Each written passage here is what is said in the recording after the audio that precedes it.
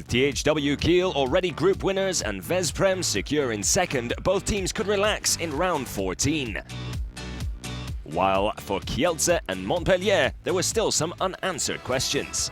In a match that saw both Vardar and Montpellier already qualified for the last 16, coach Canayer and his side still had their sights set on finishing in third place. But it was Vardar who went ahead early, forcing Montpellier to intensify their efforts. They did so successfully to level the game midway through the first half. From that point on, Montpellier were more focused in defence and with a bit of good fortune as well, took a one-goal lead into the second. The French returned to the court more focused and showed why they were ahead of Vardar in the group standings. Better match control and organisation gave them a comfortable advantage. When Villeminot made it a 5-goal lead for Montpellier with 10 minutes left on the clock, the game was over.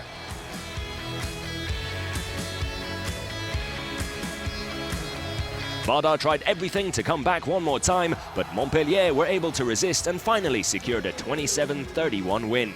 Whether that would be enough to claim third place would depend on Kielce's result against Kiel.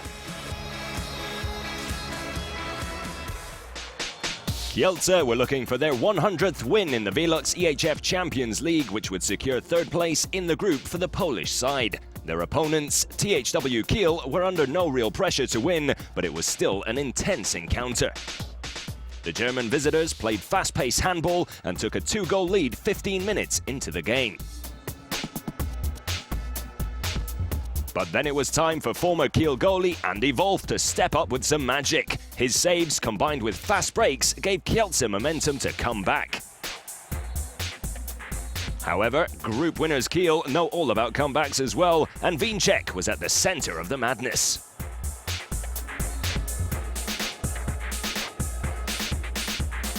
And the second half had its moments as well. Fantastic saves by both Andreas Wolf and Dario Quenstedt on the other side made it a close match, which saw Kielce secure a late lead and Igor Karacic seal the deal with just his second goal of the match.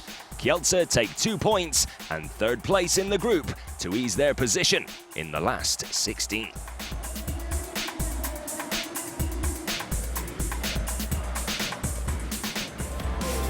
It's a farewell in front of a home crowd as Meszków Brest are already out of the competition, while their Portuguese opponents Porto are through to the next stage.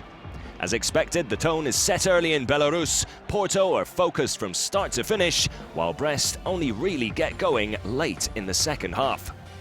The final result sees the visitors win by just 3, but they were the dominant team in a game with little to play for in the end.